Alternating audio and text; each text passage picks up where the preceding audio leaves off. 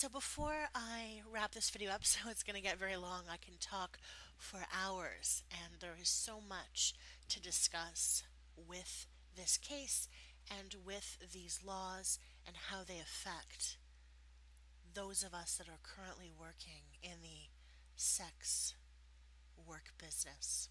I want to say that, and just briefly, because there's been videos about this, and me and Laurel are planning to do some more videos on this topic, but sex workers around the world are calling for decriminalization of sex work, not legalization.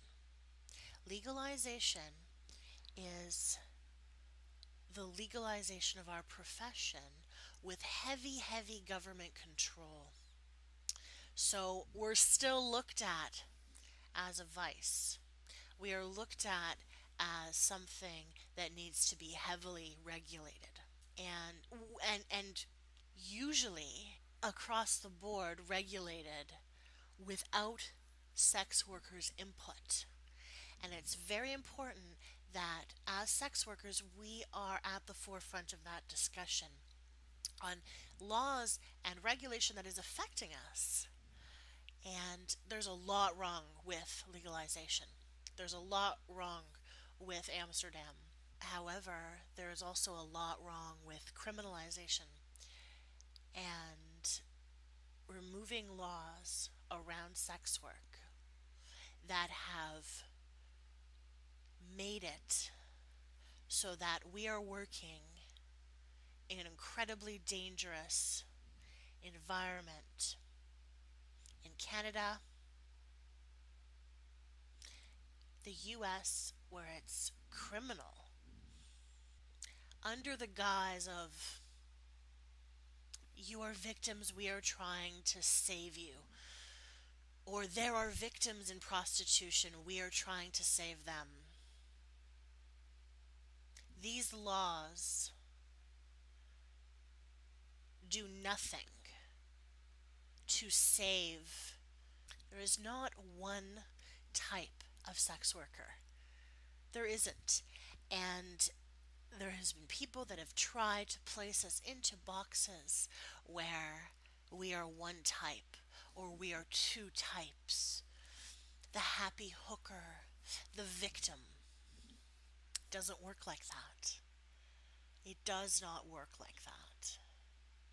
We have a vast amount of experiences in our lives that shape who we are and why we got into sex work.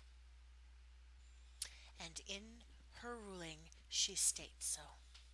She found that there is not one type, that we are coming from a diverse backgrounds, but that these laws were harming us. They were harming us.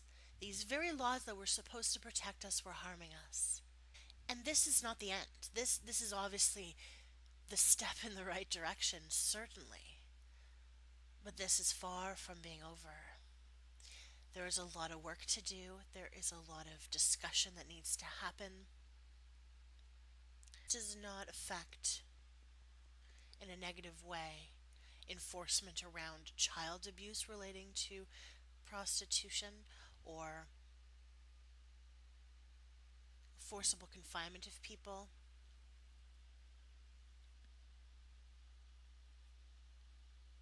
Or individuals that are trafficked against their will into sex work. This does not give license to people who do that free reign. That is just hysterical nonsense. These are separate issues. These are issues of abuse. These are issues of extortion. These are disgusting human beings that are taking advantage in the most disgusting way and should be charged to the fullest extent of the law. But removing these laws are not making it easier for them. It's making safer for us to work. And I'm going to leave you on that note because I can talk forever, obviously, on this. So, me and Laurel say good day. And, oh, one more thing before I go. Just one more thing. It should be noted that these three laws are on a 30-day hold. So, um, these laws for 30 days are still in effect.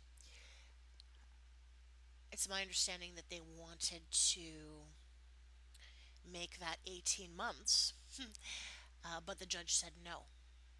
In fact, the judge said that she ruled that these laws were putting us in danger as she made this decision. And waiting 18 months, we would be continually in this danger because of these laws. So she's given them 30 days. They have announced, of course, in the news that they will be appealing this decision, and that's not surprising. So, myself and Laurel say see you in a few. We'll be doing some videos on decrim and legalization, the differences. And when I say decrim, I don't mean the Swedish model. So, I hope everyone has a good day.